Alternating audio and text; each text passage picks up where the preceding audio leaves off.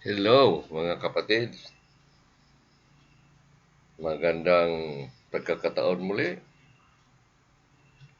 Purihin ang dakilang Panginoon, dakilang Diyos na patuloy na mabiyaya sapagkat siya ang ating mabiyayang Diyos na patuloy na gumagabay, nagpapalakas, nag-iingat. Diyos na sa lahat ng kaniyang biyaya ay tayo'y patuloy pa ring buhay at narito at naglilingkod sa Kanya, narito at makikinig sa Kanya, narito at sasamba sa Kanya. Ating ipagkatiwala muli ang pangangaral ng salita ng Diyos sa araw na ito. Narito na tayo sa buwan ng Pebrero, pangalawang linggo. Naway pagpapalain muli ang ating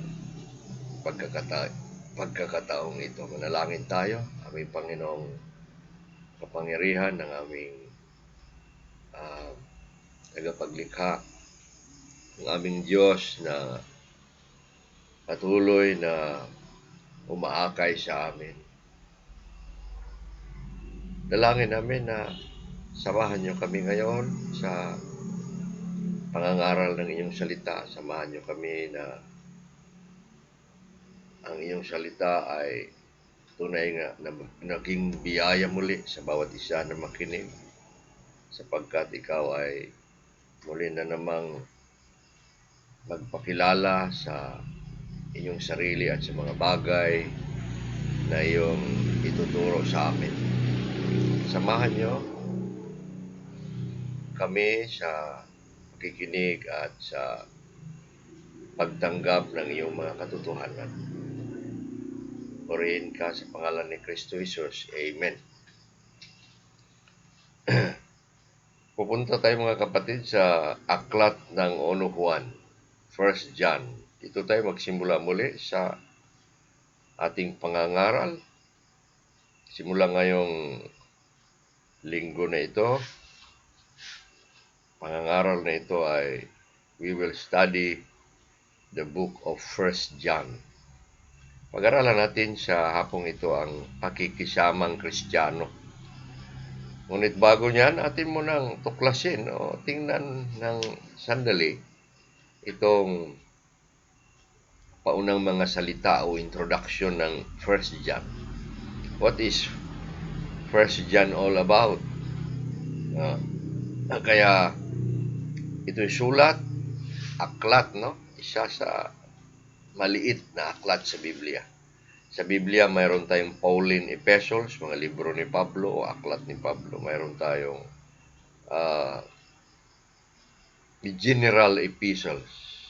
Tawag dyan ay mga epistula o mga aklat ng Biblia na inihahandog sa buong iglesia, walang pangalan. Ang mga aklat ni Pablo sa Corinto, sa Thessalonica, sa Colosas, may mga pangalan ng mga tumatanggap. Ngunit ang Hebreo, ang 1 Pedro, hindi ang 1 Pedro, sabihin natin, kasama, 1 Pedro, 2 Pedro, Juan, yon, Santiago. Yan ay mga aklat na tinatawag na general epistles. So, ang sumulat sa 1 Juan ay si Juan, si Apostol Juan. Tinatawag siya na Juan the Beloved, John the Beloved, Juan na minamahal. Sa Juan 3:23, tinatawag siya na laging nakasandal kay Jesus at minamahal ni Jesus. Sa Bisaya pa palangga, paborito. May paborito po lang Panginoon, hindi naman. Yung malapit lang siya sa panahong iyon sa kaniyang Panginoon. Kaya siya lang ang disipulo na hindi namatay sa kamatayan na masakit. Siya namatay sa katandaan. Siya naman ay anak ni Zebedeo. Zebedeo. or Zebedee sa Matthew 4:21. Siya rin ay kapatid ni Santiago. Si Santiago ay magkapatid sila ni Juan. Dalawang Santiago sa Biblia. May Santiago anak ni Alpeo, may Santiago rin na anak ni Zebedeo. Sila ay mga disipulo ni Jesus, dalawang Santiago. Siya rin ay isang mangingisda, fisherman. Kasama naman sila ni Pedro, si Andres. Pero itong si Santiago at si Juan, anak ni Zebedeo, ang tatay nila Zebedeo, mangingisda sila. At nung sila tinawag ni Jesus, iniwan nila ang kanilang ama at ang kanilang sinasakyang bangka at sumunod kay Jesus. Kanino naman isinulat ang unuhuan? Sinabi nga natin sa iglesia sa panahong reliyon. Sabihin na lang natin sa Asia. Doon sa Asia. Ang Asia kasi noon, iba sa Asia ngayon. Asia Minor noon, yun yung Turkey. Yung Turkey at saka sa mga kabayan-bayanan na malapit doon. Yung mga sa Asia Minor, yung mga simbahan na binanggit ni Juan din sa 7 iglesia sa Asia Minor. Yung Episo, yung Smyrna, Tarsi, Smyrna, ano pa yan? Philadelphia, Laodicea, yon ang mga pinadalhan, yung mga kaiglesia-hanan. Ibig sabihin, kinopya ito, binasa sa iba't ibang mga iglesia. Walang binanggit na tumatanggap sa mga mananampalataya doon. Kung paano ibinigay ito at dinala, hindi na natin alam. At wala namang sinabi ang kasaysayan. Dinala ito, pinapabasa at itinuring na salita ng Diyos. Sa panahon at lugar ng pagsulat, ito'y sinulat sa Episo at hindi maliwanag kung anong panahon. Sabi ng mga scholar sa katapusan ng unang siglo or century. The end of the first century. Dahilan ng pagsulat. Bakit isinulat? May 4 na dahilan.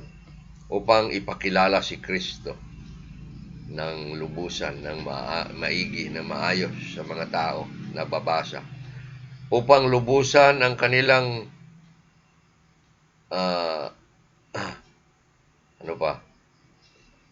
upang hindi sila magkasala. Upang hindi sila magkakasala. Yan. Upang balaan sila sa mga bulaang mga ngaral. Yon, upang hindi sila magkakasala.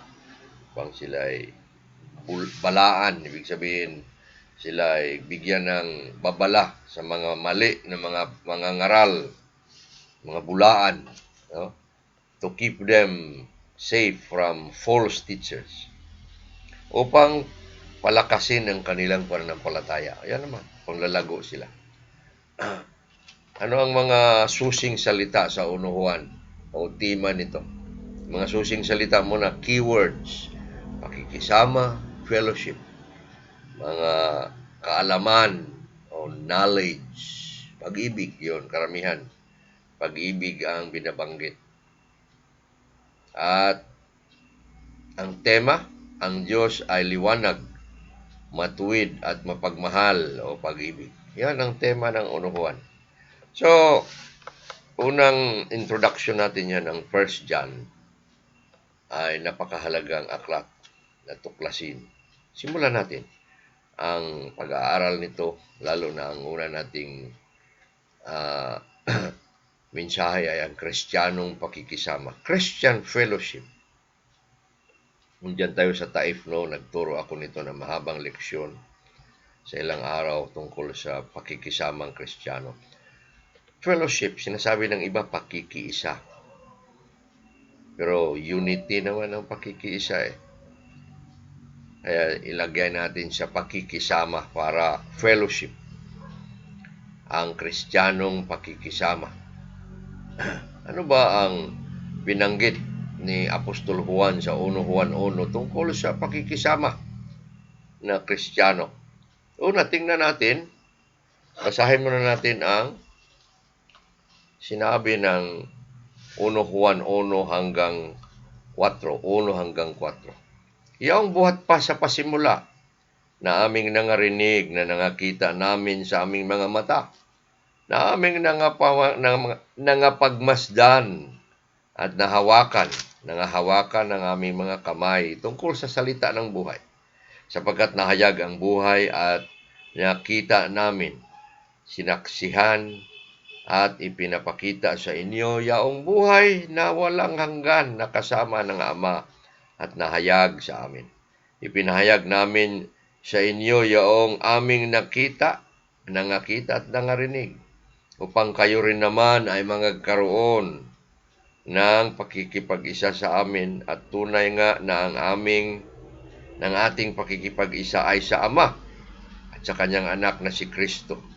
Isinulat namin ito, ang mga bagay na ito, sa inyo upang malubos ang inyong kagalakan.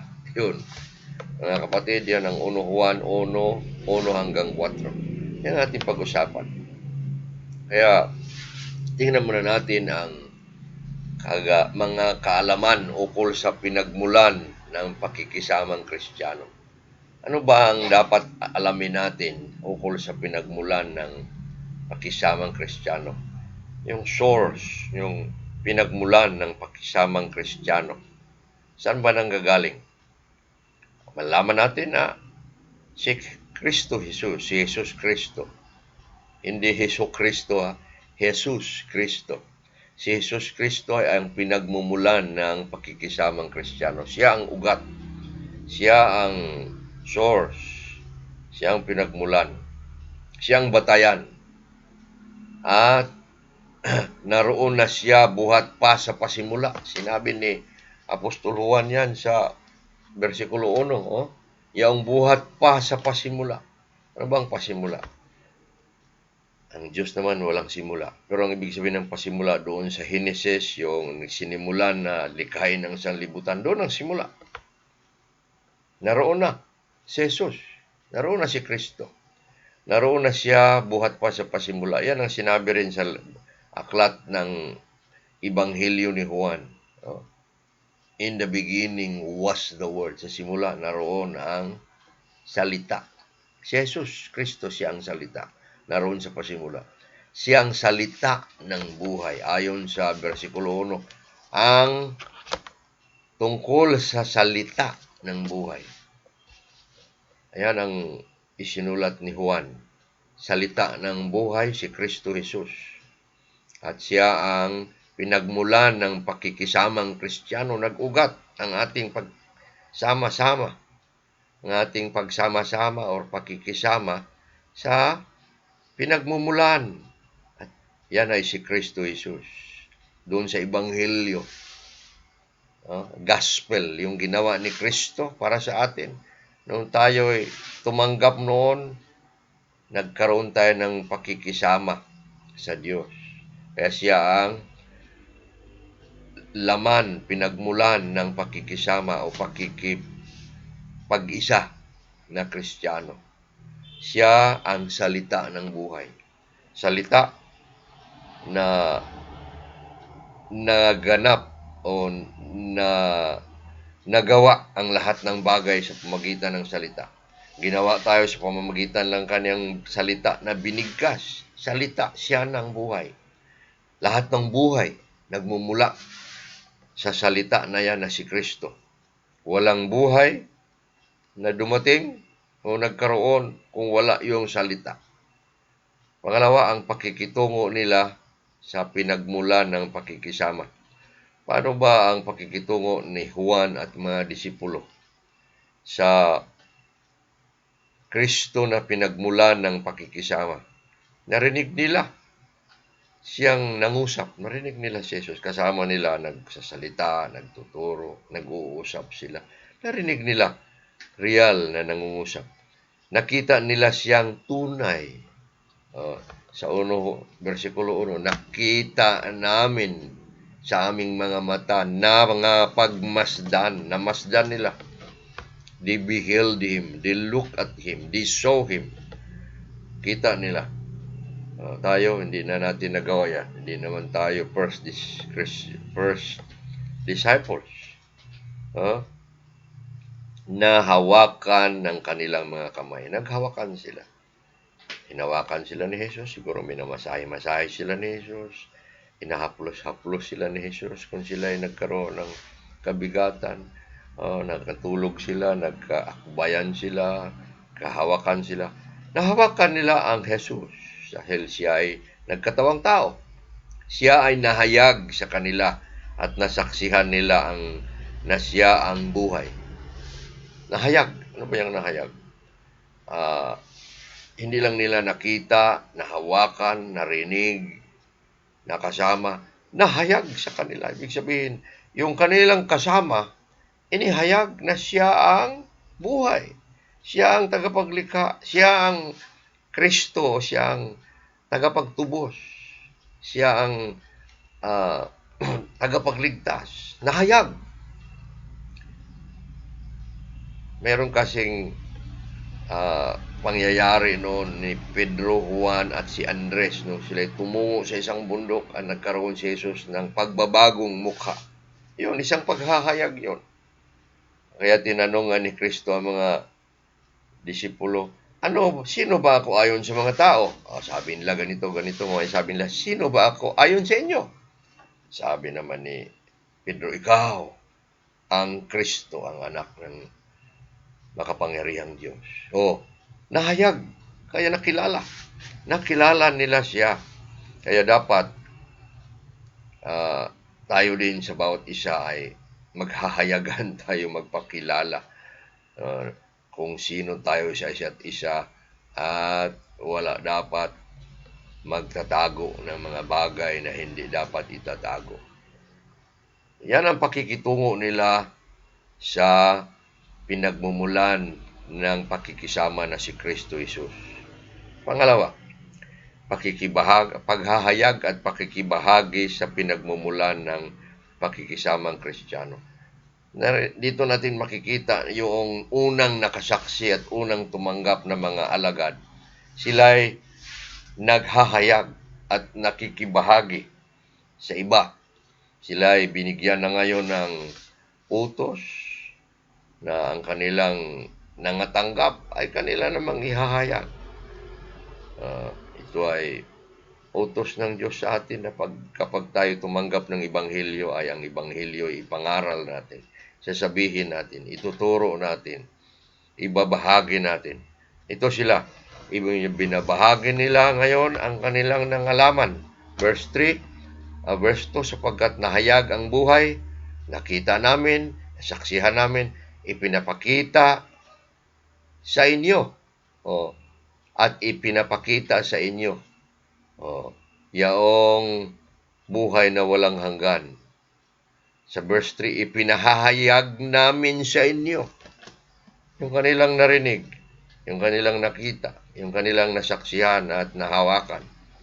Kanilang ipinapakita rin sa iba. Ito yung sinulatan nilang mga iglesia. Kanino man na saan sila pupunta, ipinapahayag nila. Sila ay nagkikibahagi. Ang kanilang Kristo na tagapagligtas dapat makilala rin ng iba. Ihahayag. Anumang kanilang natanggap na ibinigay sa kanila, ipinahayag nila. Hindi lang yan ang kalooban nila na gawin, kundi inuutos sa kanila. Yan ang kalooban ng Diyos para sa kanila. Ang dahilan na tayo nagkaroon ng buhay, na tayo naging manampalataya, na tayo nagkaroon ng pakikisama sa Diyos, sila rin ating dalhin doon sa ating karanasan. Yun ang ginawa ng mga alagad, yung mga apostol, yung mga tagasunod ni Jesus.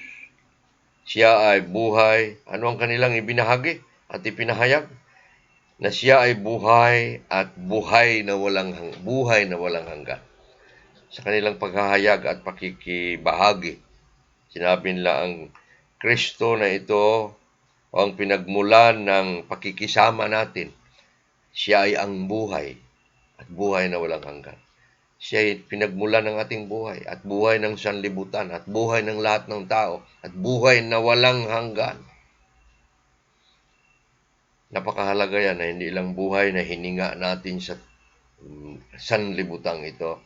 Ang Kristo na pumarito ay siya ang pinagmulan ng buhay nating lahat, yung hininga nating lahat, at yung buhay na hindi matatapos, buhay na walang hanggan. At kapag nakilala natin siya, karoon din tayo ng buhay ngayon at buhay na walang hanggan. Pangalawa,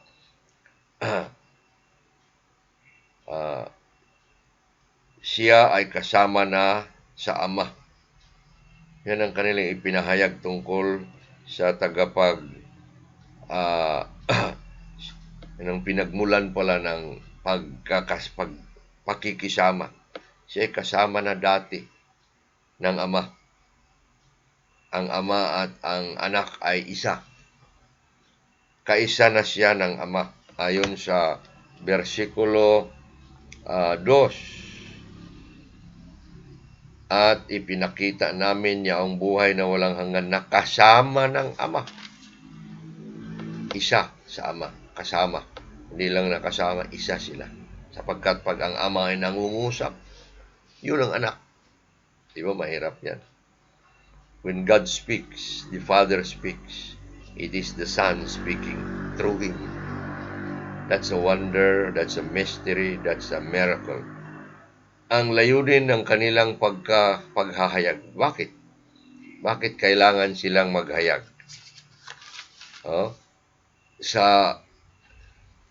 Ang layunin ng ihayag nila at ibahagi ang pinagmumulan ng pakikisama, si Kristo. Bakit kailangan nilang ihayag at sabihin? Ibig sabihin dito, evangelism. Yung witnessing. Pagdadala ng mensahe sa iba. Pangangaral ng salita. Yan ang utos ng Mateo 28:20.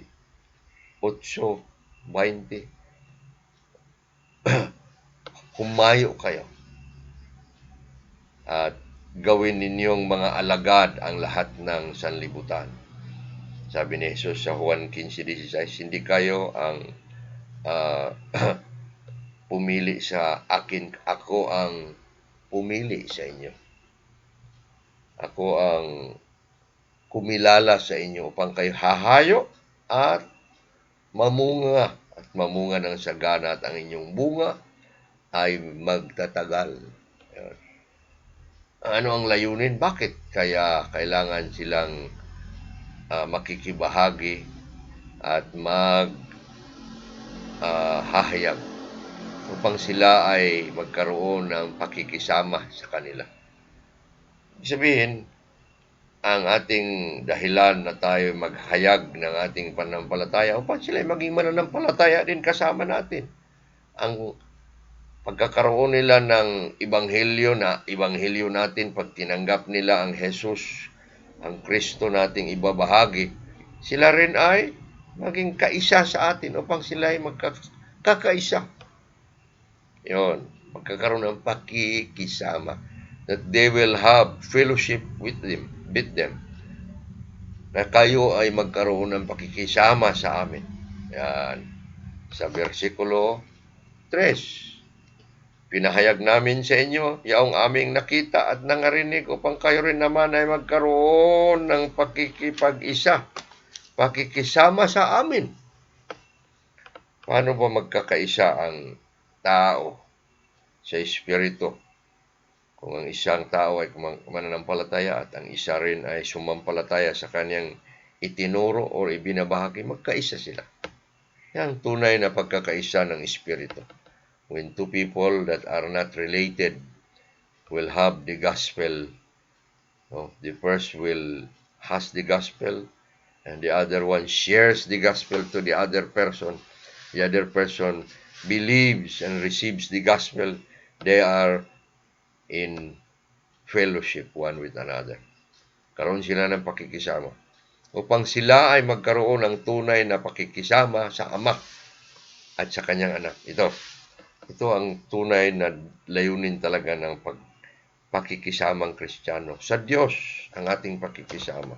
Una, hindi sa bawat isa sa atin. Our fellowship, Christian fellowship, begins with our relationship with God and Jesus Christ.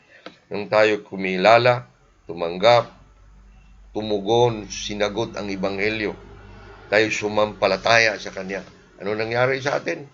Tayo ginawang isa sa Kanya, isa kay Kristo at isa sa Kanyang Ama.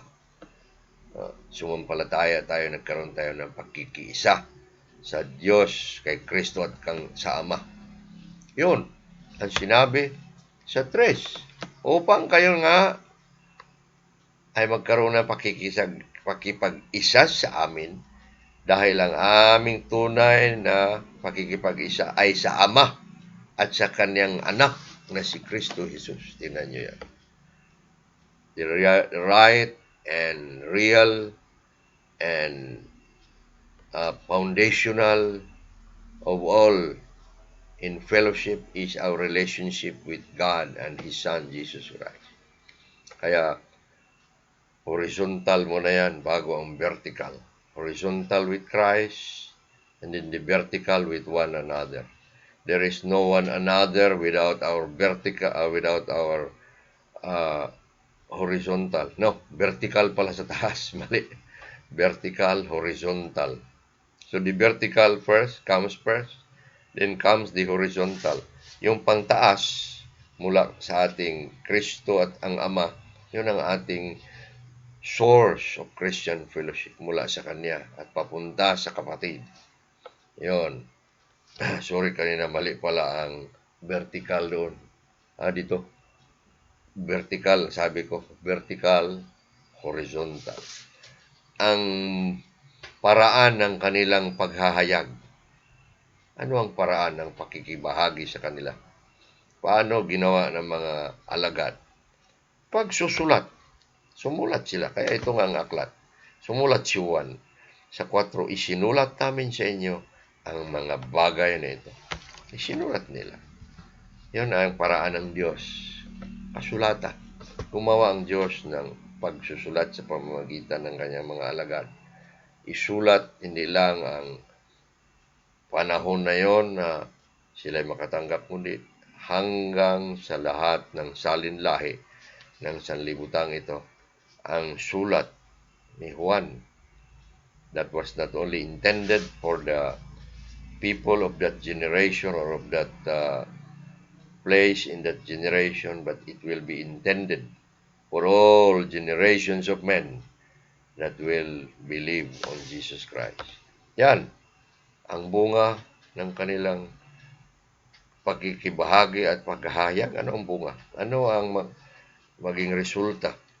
Dahil sinulat, ibinabahagi na naghahayag sila sa Kristo upang magkaroon nga ng pakikisama sa Ama at sa Anak at sa atin, sa mga Kristiyano, magkakaroon ng pakikisama, pagkakaisa. Ano ang bunga? Upang malubos ang inyong kagalakan. So that your joy will be full, will be complete. Complete. That your joy may be full. Dito sa English na pagkasulat, ito. So that your joy may be full. Maging malubos ang kagalakan. Ano bang naglubos sa kagalakan? Maraming saya, kagalakan ng tao. Mga magagandang pangyayari, magagandang balita, magagandang matatanggap, or tayo makapagbigay ng maayos. Ngunit sabi ni Juan, ang ligaya at kagalakan nila na malubos, na maging puno na maging tunay ay yung pakikisama, yung tayo'y maging isa kay Kristo. Tayo'y sasampalataya kay Kristo. Tayo'y maging isa oh, sa isa't isa. O tayo'y isa sa Ama at sa Kanyang Anak. At isa sa isa't isa. Our fellowship with God and Christ and to each other.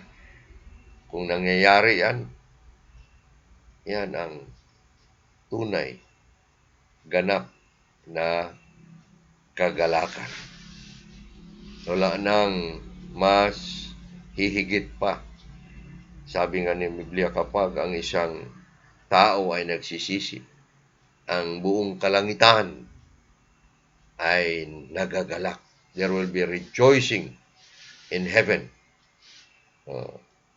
sa isang kaluluwa na magsisisi. Yun, para sa kanilang kagalakan. Kagalakan para sa naghahayag at nagtuturo, na kagalakan naman doon sa nakinig at tumanggap at sumampalataya. Nagkakaisa, karoon ng pagsisimula ng Christian fellowship, pakikisama.